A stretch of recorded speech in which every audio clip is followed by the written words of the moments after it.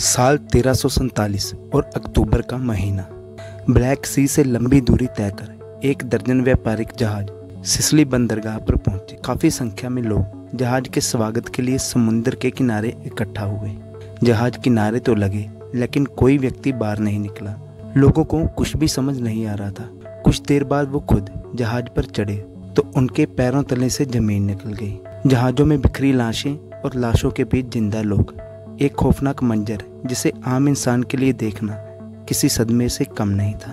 अपनी आंखों से देखने वाले कुछ लोगों ने इस दृश्य को डांस में काबरे के रूप में वर्णित किया, जिसका अनुवाद करें तो अर्थ होता है मौत का तांडव। दरअसल इन मौतों की वजह प्लेग थी, जिसे ब्यूबोनिक प्लेग भी कहा जाता है। जरा सोचिए, आज से करीब 600 साल पहले, जबकि इंसान और मेडिकल साइंस ने आज के मुकाबले इतनी तरक्की नहीं की थी, एक ऐसी महामारी को झेलना कैसा रहा होगा, जो कि कोरोना से भी कई गुना घातक और जानलेवा थी। उसी कोरोना से जिसने सड़कें सुनसान बना दी, स्कूलों और दुकानों पर ताले लगवा दिए, इंसान को एक एक सांस का मोहताज तक बना दिया। इस महामारी को अब तक की सबसे खतरनाक महामारी माना जाता है, जिसने यूरोप की आधी आबादी को अपनी चपेट में ले लिया था। सो दोस्तों, मैं हूँ राजबीर और चलिए जानते हैं करोड़ों लोगों की जान लेने वाली इस त्रासदी की पूरी कहानी के बिंग जिज्ञासु के इस दिल को दहला देने वाले एपिसोड में। जब प्रशासन को इन जहाज़ों के बारे में खबर मिली तो इन्हें तुरंत ही तट से दूर ले जाने का आदेश दिया गया, जिससे कि बीमारी का प्रकोप क्षेत्र तक ना पहुंचे।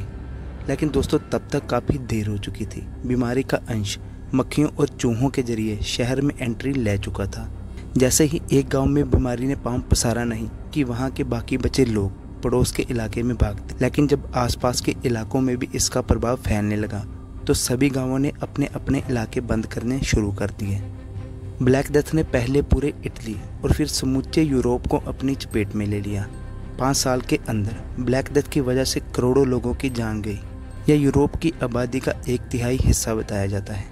बीमारी फैलने को लेकर कई थ्योरीज दी जाती हैं। किसी में इसके जानवरों से फैलने की बात कही जाती है, किसी में इंसान से ही इंसानों में इसके ट्रांसफ़र होने के दावे किए जाते हैं। बीमारी को लेकर एक दावा यह भी किया जाता है कि यह सबसे पहले चीन से मिस्र और ईरान से होते हुए पश्चिमी देशों में फैला। बीमारी हवा से फैलती थी और खांसने या छींकने से साधारण स्पर्श से भी फैलती थी। उस दौर में चिकित्सा क्षेत्र में महामारी से निपटने के लिए कोई वैज्ञानिक विशेषता भी नहीं थी। पिस्सू, गिलहरी, खरगोश, चूहे और मुर्गियां ब्यूबोनिक प्लेग बैक्टीरिया यर्सीना पेस्टिस के वाहक माने जाते थे। प्लेग का बैक्टीरिया संक्रमित इंसान के अहम अंगों को भारी नुकसान पहुंचा देता था। संक्रमित लोगों को ऐसे जख्म होते थे जिससे खून और मवाद निकलता रहता था और 5 से 7 दिनों के अंदर अंदर ही बीमार व्यक्ति की मौत हो जाती थी।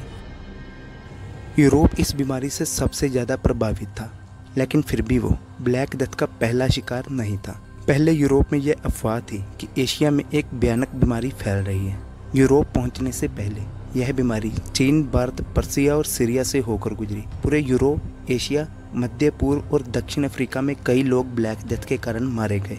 ब्यूबोनिक प्लेग से पीड़ित मरीज के शरीर में इंटरनल ब्लीडिंग होती रहती थी, जिसकी वजह से चमड़ी और जख्म का रंग भी काला हो जाता था। इसी वजह से इस महामारी को ब्लैक डेथ का नाम दिया गया।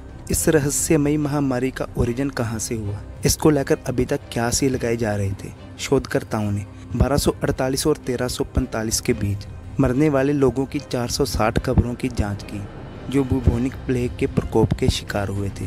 लगभग 140 साल पहले की खुदाई में जो सबूत मिले इस बात का संकेत देते कि उस समय के दौरान एक अज्ञात महामारी से लोगों की मौत हुई थी। रिसर्च कर रही एक टीम को 3 कंकालों के दांत में यर्सीनिया पेस्टिस नामक बैक्टीरिया मिले और माना जाता है कि यही बैक्टीरिया ब्यूबोनिक प्लेग का कारण है। 14वीं सदी के दौरान यूरोप पर ब्यूबोनिक प्लेग यानी ब्लैक डेथ के भयानक प्रभाव ने इतिहास की दिशा को हमेशा के लिए बदल दिया। इस आपातकालीन घटना से सीखे गए सबक आज भी जन स्वास्थ्य रणनीतियों को आकर्षित करते हैं। यह सबक संभावित महामारियों के सामने सतर्कता, तैयारी और सहयोग की महत्वपूर्णता की याद दिलाते हैं।